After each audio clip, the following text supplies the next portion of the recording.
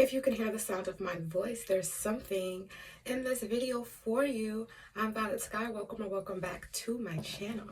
So faith is not something we get behind. It's something we stand in front of.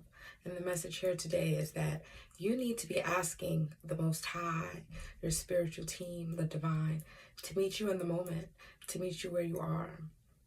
I'm speaking to someone who is very on top of their spiritual routines, very on top of their spiritual habits, manifesting, so on and so forth.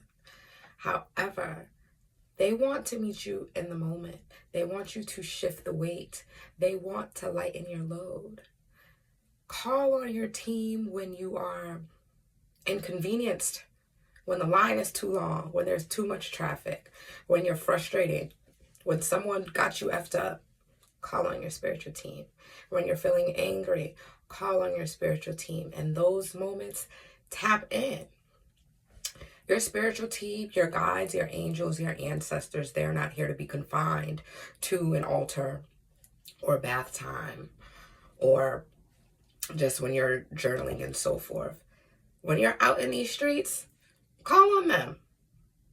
Call on them. That is what they're here for. They want to lighten the load for you. They are always right there with you.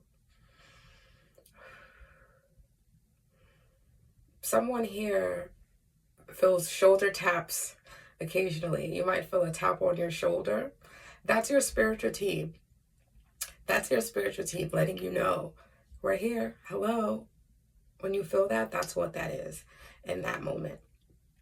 I don't know when you're feeling these taps, but don't be alarmed because they're reminding you that they're there.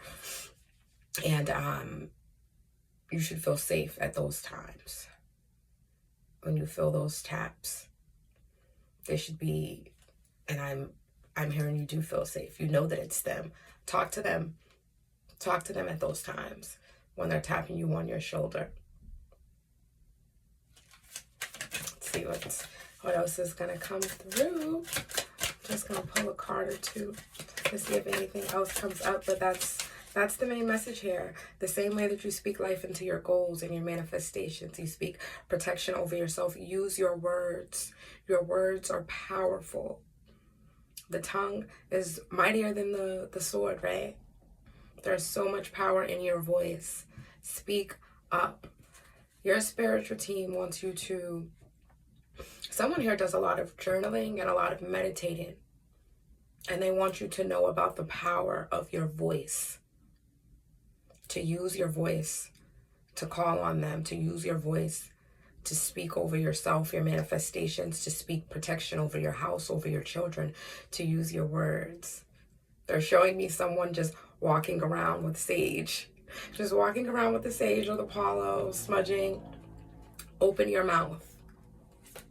Open your mouth is the message here today. And let's see. 2 cards came out.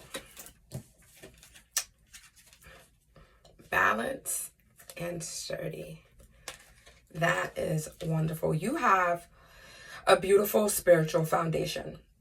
And this spiritual foundation is setting you up for harmony. It's setting you up for success. And there's really a need for you to balance the way that you interact and engage with your spiritual team when you are in private and when you are out in the public. And when you are out in the public to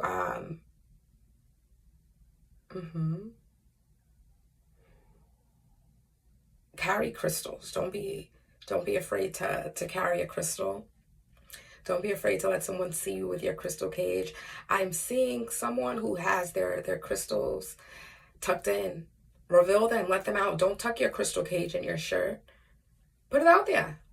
Put it out there. If there's someone that is taken aback or scared or intimidated by your crystal, you need to know that.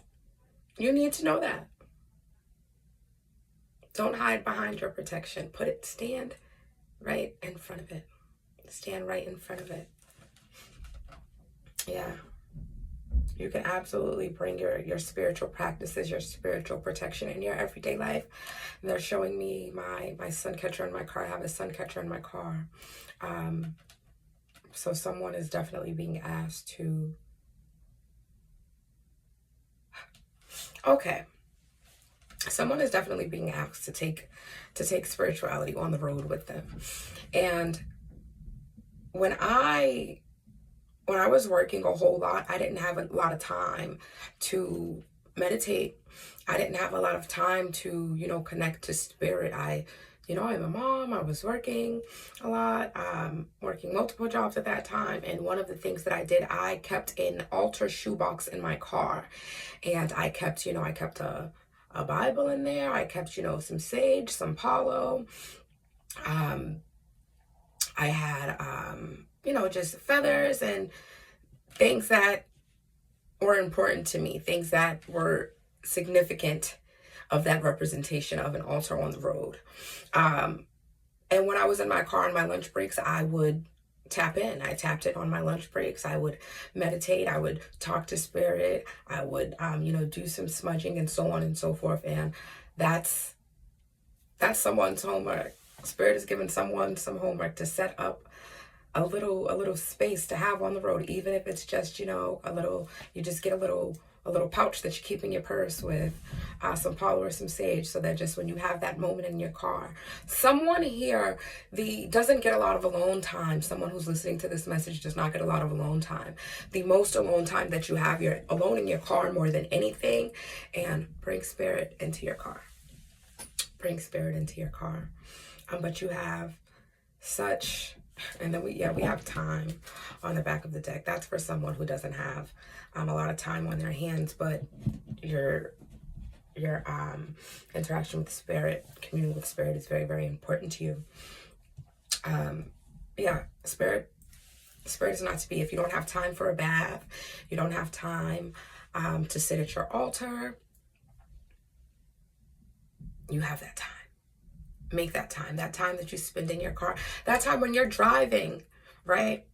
You don't have to listen to music. You can literally sit there and talk to spirit in your car. Those other drivers on the road, they should be driving. They shouldn't be worried about what you're doing. Okay? So I'm going to leave this here. But yes, definitely ask the Most High to meet you where you are. Spirit cannot be confined to any specific space. Okay? That's the message for today. If you're still here, thank you. Please like and subscribe. And, flow with me and grow with me, y'all.